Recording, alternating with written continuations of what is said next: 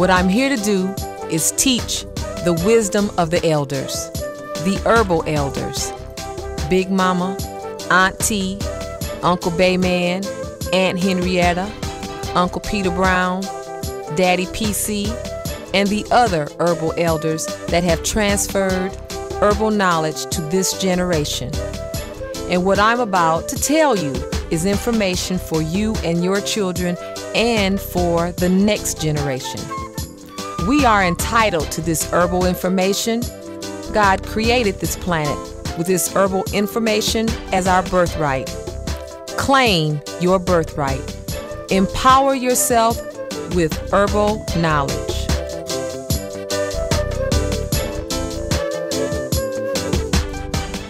Back in the day, there was a time that many people grew their food and knew which foods to use to assist their body with different situations. Raspberry for cramps, onion and garlic for colds, castor oil to kill worms. There were also dooryard gardens and pot gardens right outside everyone's door. There were also regular seasonal rituals or habits that helped to keep people healthy, like when the grandmothers dewormed the family at least twice per year. Once was during spring cleaning, and once was right before school started. This was a preventative health maintenance program. The family stayed well because Grandmama cleaned their bodies out routinely and regularly. And anytime anyone got sick, the first thing that the grandmothers would do is clean them out and put them to bed to rest their bodies. The regular routine cleaning, the first one during spring cleaning, included the entire house and the family. The grandmother would line everybody up and give them a blend of different types of bitter foods, herbs. They included castor oil with orange juice, bushes from the woods, turpentine, which we don't do that now. But this is what the elders used to do. They would open up the windows on the house, get fresh air in, take the mattresses outside and sun them, wash all the walls and the baseboards, rugs, sheets, floors, everything. By doing this, they were effectively removing the source of any illness or infestation, partially because parasites can live on any surface. They were also changing the body over by cleaning it out and changing it by renewing it, refreshing it, and rebirthing the body, changing it from winter season to the summer season by changing the fluids, so that now one could spring forth fresh, energetic, and ready for the action season of the year. The herbal foods used at this time of the year were sassafras, dandelion, garlic, and spring greens. When you see dandelions grow, that is nature's way of telling you it's time to clean out your body.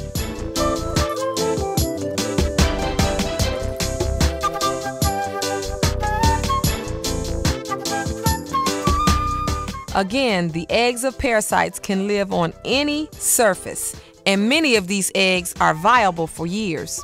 If it's there for 2 years, it can infect you for 2 years. So these twice per year cleansings would effectively remove the parasites that had infected your body since the last home cleansing. The end of the summer deworming or parasite cleansing would serve to remove the parasites acquired during the summer. The grandmother said that it helped the children concentrate better and sit better in their seats at school. It helped them to eat and sleep better and settle their spirits, meaning it will calm them down. So from the days of walking barefoot, eating fruits and vegetables straight from the trees and the bushes, swimming in springs, lakes, rivers, playing with dogs, cats, farm animals, the parasites would have just been eliminated through that end of the summer cleansing, and you would be ready for the fall and the upcoming year. This is a strong preventative to ward off problems.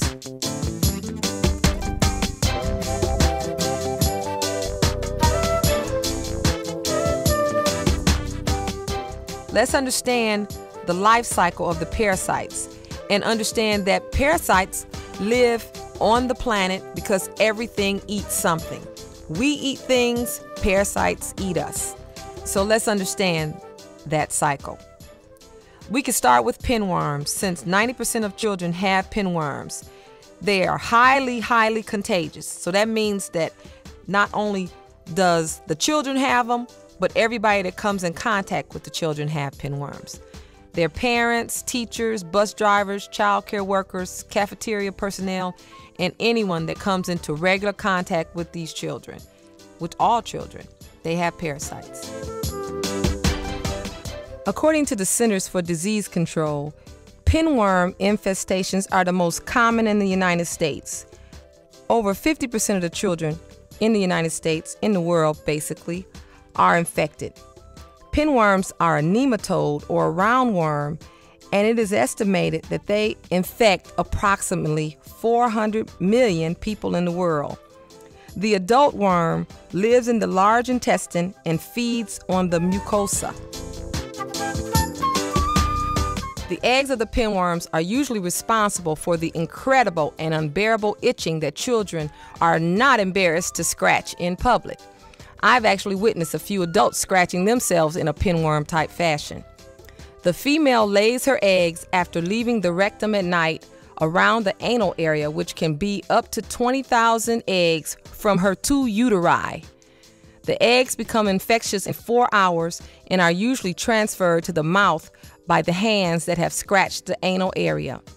Little girls can be bothered with vaginitis because of the pinworm eggs that are laid there.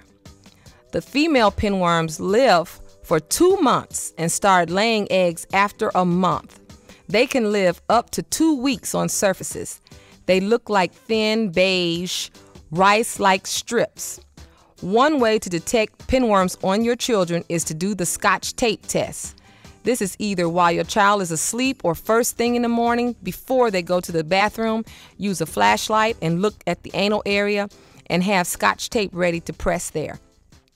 Let me give you some of the symptoms of pinworms: loss of appetite, insomnia, restlessness, teeth grinding, hyperactivity, bedwetting, stomach aches, sleeping on their knees, only having a desire for sugar or dairy foods.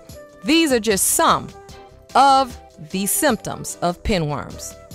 Pinworms can also be spread through the handling of contaminated clothes, bed linens, wash towels, thumb and finger sucking, because eggs also can float in the dust. They can also be contagious through the use of child care workers not washing their hands and going from one child to the next. What are the solutions for pinworm infestation? Well, we'll talk about the parasite cleansing that we need to do regularly on the entire family. But some of the solutions for pinworms are to change and wash your clothes in hot water, your bed linens, pajamas, underwear, and towels daily of the infestation of the parasites. This is the only way to prevent reinfection by killing those pinworm eggs. Basic good hygiene will require that you change your bed sheets at least once per week, ideally twice per week. Bathing should be done daily before you get into the bed. And then, of course, one of the things that is really transferring all of the parasites is the lack of good hand washing techniques. We have to teach our children to wash their hands and either sing "Happy Birthday to Me," that whole song, or the ABCs. That's the amount of time that they need to spend on washing their hands to really make sure they have gotten rid of the parasite eggs, and provide a nail brush for the family to use. Other solutions, pinworm solutions, is vacuum the bed, then take the mattress out to sun it like the grandmothers used to do. This kills the eggs. Sunlight kills the eggs. Use one towel for your face and hands and another for the rest of your body. Wash your children's toys frequently. Shower and bathe frequently, washing the tub out after each person. And commit to spring cleaning as the grandmothers used to do. This cleans every corner and crevice of your house thoroughly at least once per year. A lot of times, people wonder, well, how is it that we have parasites? Well, I teach my classes, we are a part of nature, not apart from nature. And everything on the planet eats something. We are part of the food chain, just like chickens and foxes and dogs and bears, etc. We are part of the food chain. And in fact, the humans are at the top of the food chain, and they eat something at every level of the food chain. So just like we're eating other animals and plants, there's always something eating us. If you were asked to name the most widespread disease, few people would say or even think of worms. Yet, worm infestations are one of the most neglected and one of the most widespread and common diseases, affecting more than 50% of the world's population. Health, productivity, and physical and mental capacity all suffer when the population is infected with worms or parasites. The transmission is incredibly easy, as you just heard with the pinworms, especially when hygiene and sanitation are overlooked. Transmission is incredibly easy, especially when hygiene and sanitation are overlooked. Parasites are transferred through your pores or through your sweat glands. So walking barefoot can get you infected with parasites. A child sucking their finger or putting a dirty thumb or finger into his or her mouth may put parasite eggs into their body. It is not uncommon for a child to carry up to 1,000 parasite eggs in their body. Overall, over 1 billion people have roundworms or any type of parasite. There are thousands, literally thousands and thousands of different types of parasites. Candida is a parasite. Mosquitoes, ticks, and chiggers are parasites. We are surrounded by parasites. Let's just talk about some that are very, very common. Another one, the tapeworm. Tapeworms, roundworms, there are different types, and we'll just discuss two, the fish tapeworm and the pork tapeworm. The pork tapeworm uses only one host, and there are different types of hosts for the worms to get into our bodies. The fish tapeworm uses two hosts. Both of them are ingested through eating the undercooked flesh of an infected fish, like sushi or tasting raw fish, or pig, eating undercooked barbecue, raw hot dogs, or pork chops that have cysts within the flesh. The fish tapeworm can grow up to 60 feet within your intestines, and the pork tapeworm can grow up to 20 feet within your intestines. The fish tapeworm can lay up to 1 million eggs within the host feces in a single day. The pork worm has a life cycle that is straight out of a science fiction movie. Pigs raised in unsanitary conditions may contain cysteria or bladder worms embedded in their muscles or meat. These consist of a capsule containing a scolex. When a bladder worm is ingested, example in a pork chop, the gastric juice of the stomach dissolves the wall of the capsule. The scolex turns inside out and attaches by suckers and hooks to the wall of the intestines. It then begins to produce buds called proglottids at its posterior. These remain attached to each other for a time, and as they mature, each develops both male and female sex organs. The most mature proglottids eventually break loose and are passed out in the feces. Before this happens, the chain may reach a length of 20 feet and contain over 1,000 proglottids. Each proglottid may contain up to 60,000 eggs.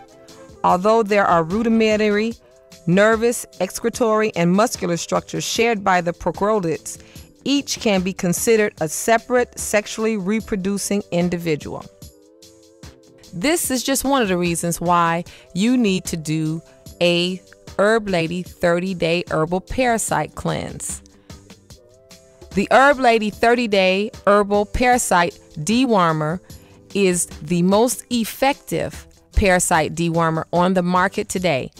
It has over 35 different herbs in it that can kill, stun, and remove parasites in the traditional and folk manners of our elders. The instructions and the way to use the parasite cleansing is actually very easy. You need to buy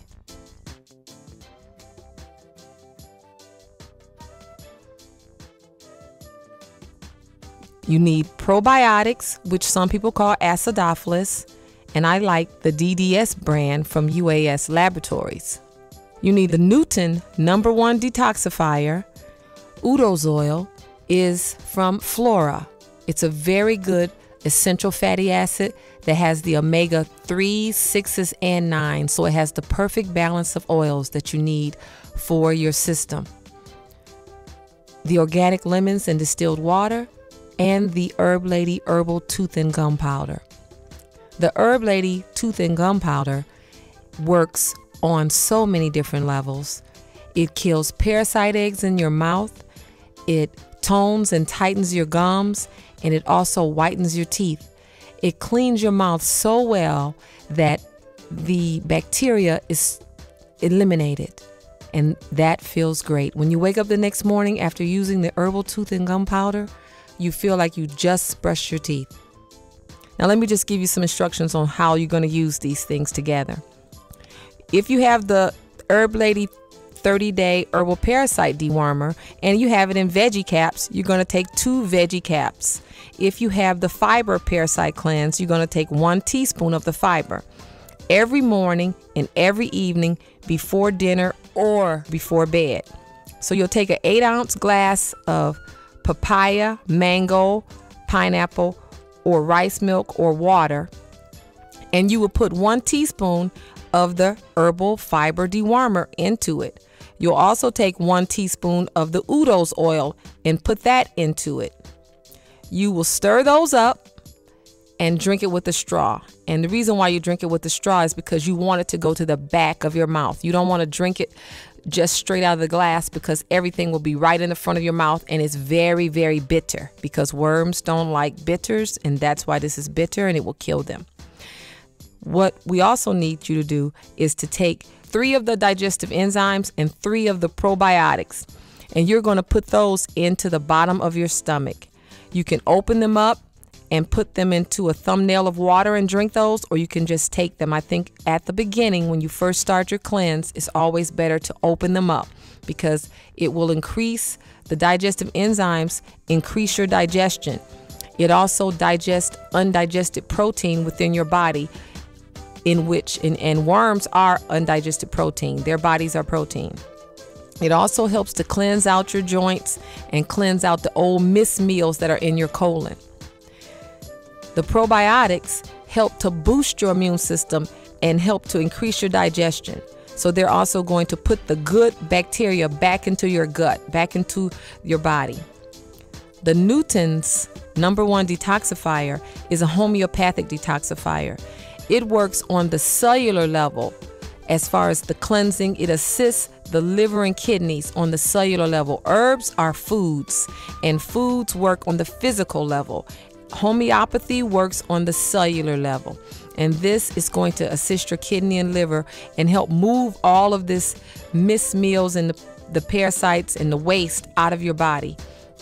The organic lemons and distilled water. The reason why we use distilled water is because my research in the book that I've just written called The Parasite Cleansing Diet has shown that distilled water has no parasite eggs or parasite cyst in them. But spring water, they can survive. The parasite cyst and the parasite eggs can survive for years in spring water, and that's why we use distilled water. The organic lemons, the citrus pulls and draws toxins from your muscles, from your flesh, from your body. The Herb Lady Herbal Tooth and Gum Powder, it not only kills the parasite eggs in your mouth, which, you know, if we really want to think about it, the mouth is the beginning of the colon, but it also tones and tightens the gums, whitens the teeth, and increases the lack of bacteria and matter, morbid matter in the mouth. So this is what you're going to do for 14 days. For your best results, you want to do your entire family at one time to avoid passing parasites back and forth. And we have the Big Kids Cleanse, and the other one is Kids Cleanse, and they also work quite well. They're liquid for children, and the Big Kids Cleanse can also be used for adults. So the Big Kids Cleanse can be used for adults and children, and the Kids Cleanse can be used for children from 2 months old up. After you've done this for 14 days, you're going to take a break. You're going to take a break for 3 to 7 days. But you will continue with your enzymes, your acidophilus, your detoxifier, and your Udo's oil, and of course your tooth powder. This is a perfect time to get a colonic. A colonic can assist you in moving more mass out of your colon than your body can do on its own. This 7-day break also allows any unhatched eggs to hatch. After the 7-day break, you resume the Herb Lady Parasite dewormer and you finish the kit. During this time, you would eat lightly and you would eat foods of the season.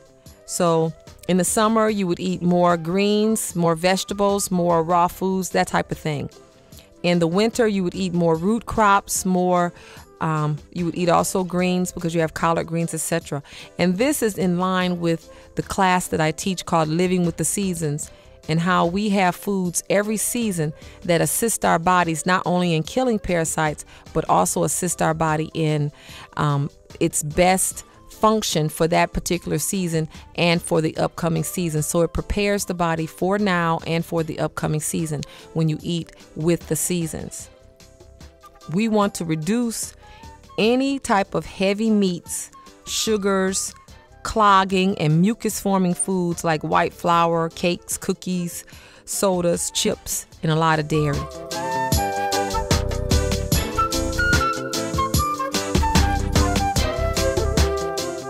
Parasites, they are a very real health issue. Most of the things that are going on with people, I find, are parasite related.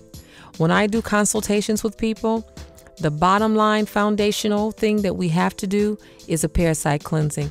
Most of the time, once they do the parasite cleansing, everything else solves itself. So I am totally with us going back to the wisdom of the elders and doing what the grandmothers used to do, which is deworming the family at least twice a year. One of those times is when you see the dandelions growing in spring, and the second time is right before school starts. When we do this, we are actually ensuring our health. When we don't do this, we're actually looking forward to the next ailment.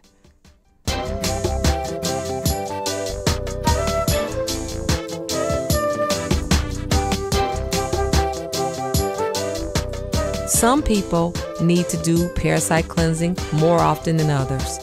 There are some people whose occupation puts them in a situation where they are much more exposed to parasites than others. The way that I even got involved in this whole situation with parasites is the fact that I'm an organic master gardener. And in doing the research to make fertilizer, I saw that nematodes were part of the soil. So some people who have much more contact with soil or soil-borne items need to do parasite cleansing much more often.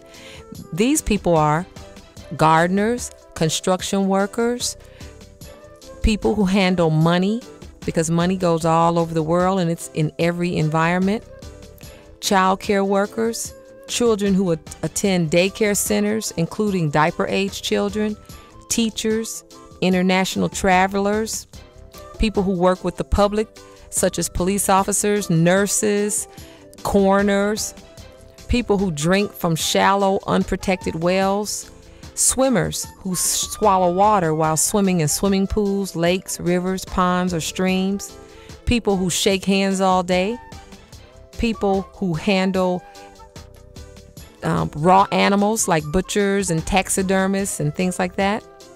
We also need to pay close attention to where our water comes from and put filters on our house, not just on the sink, but on the space where the water comes into the house, on the pipes where the water comes into the house.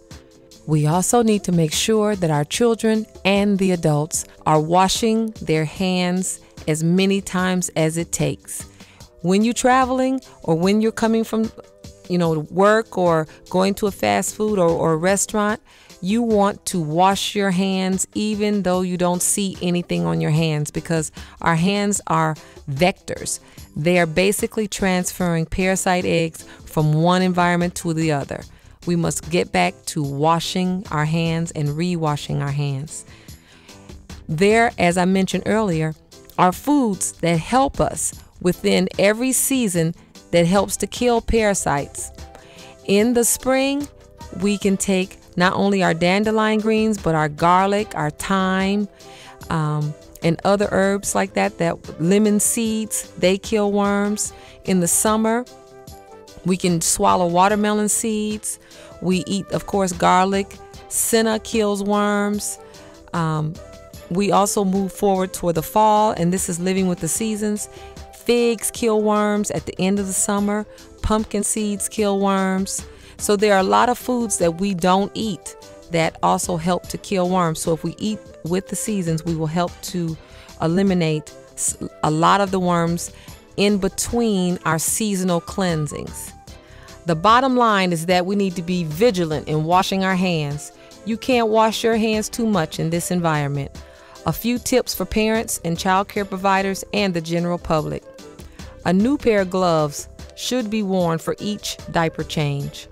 A roll of paper should be used on the changing table and torn off between each child.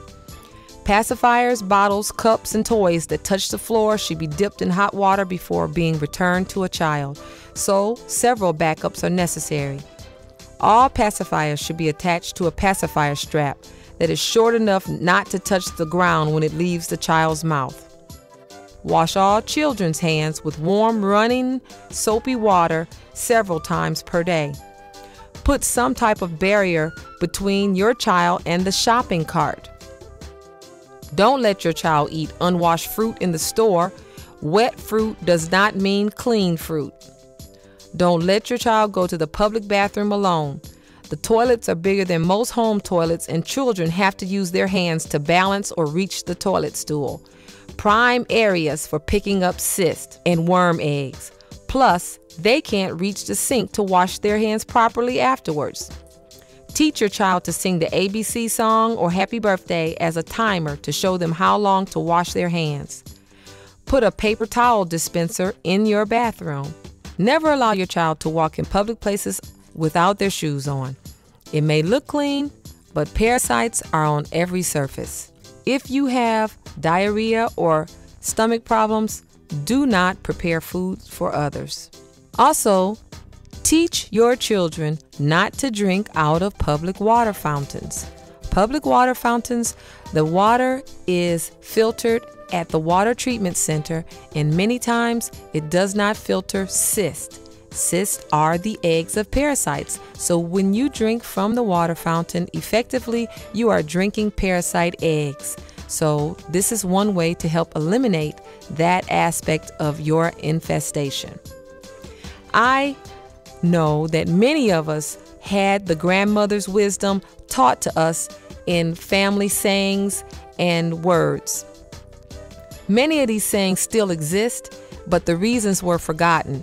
And this grandmother wisdom has been some of the things that was there to protect us from parasites. Here are some of those sayings. You don't sit on the bed in your street clothes. You don't try on other people's hats, and you don't let them wear yours. You don't walk barefoot outside. You take your shoes off at the door. You don't eat from everybody's hand.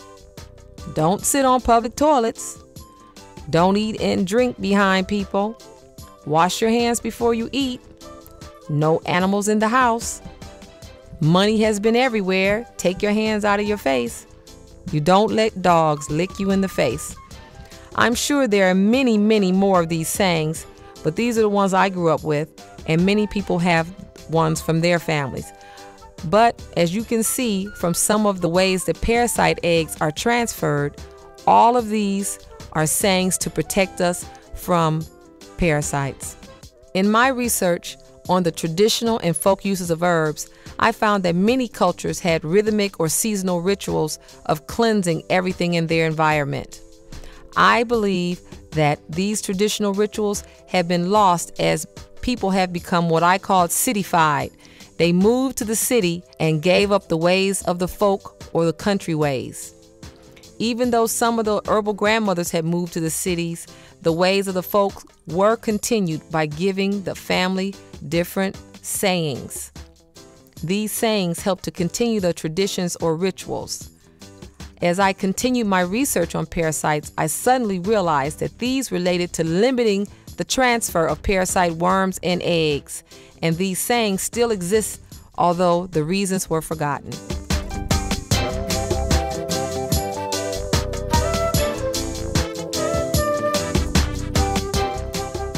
One more thing that you need to know about parasites. You can take this short little parasite quiz and then look at the list of things that could be going on with you as a checklist. Parasite quiz. Do you ever walk barefoot outdoors? Do you walk around with shoes on inside your house? Do you eat unwashed fruit sometimes? Do you eat meat? Do you garden? Do you have a dog? Do you have an indoor pet? Do you sometimes forget or are unable to wash your hands before you eat? Do you handle money? Do you work with the public? Example, police officer, nurse, bank teller, sales, veterinarian, minister. Are you a landscaper or a construction worker, a hiker or a camper, a Boy Scout or a Girl Scout? Do you have small children or grandchildren? Do your children have interaction with other children at school, church, and other community functions? Do you touch and use public property, doorknobs, public chairs, toilet seats, shopping carts, complimentary signature pens, or tools? If you do any of these things, then the chances are high that you may have parasites. According to the Centers for Disease Control, billions of people have parasites.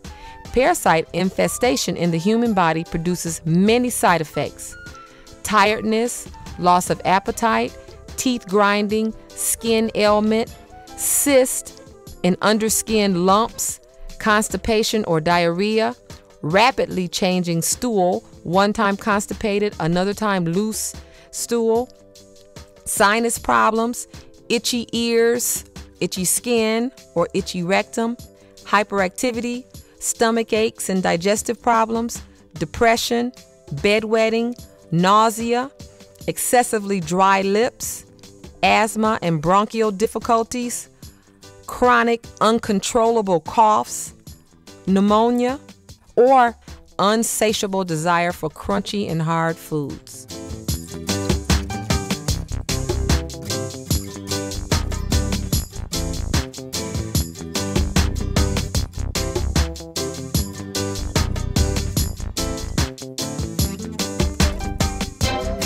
This is Aisha Rivieres, known as the Herb Lady or the Herbsistah. You can contact me at 770-787-4352. That's 770-787-4352. My website is www.herbsistah.com. That's herbsistah.com. I do personal consultations, speaking engagements, and other types of events as far as teaching, doing kinesiology balances. I'm an herbalist, kinesiologist, organic master gardener, master formulator, and creator of the Herb Lady herb line. There's also other financial opportunities for people who want to learn about herbs. The Healthy Herbal Lifestyle Distributorship. You can be involved in learning about herbs while at the same time passing on that great information to your family, your children, your grandchildren, and making money at the same time. If you are interested in that, give me a call at 770-787-4352. This is a special line of herbals that is available only through distributors. Have a great herbal day.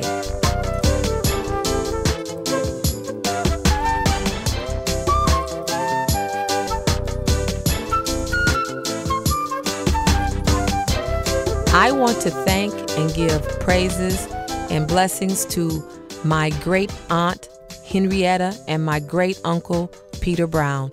They were the herbalists for Utica, Mississippi in the 1930s, and I feel that I have been blessed with a lot of their talent and a lot of their skill. And I just want to give thanks to my ancestors and to my family for the family herbal information that I've been given. And I encourage everyone to speak to their grandmothers, great-grandmothers, and collect that valuable family herbal elder wisdom. It is really a valuable asset resource for us. Thank you.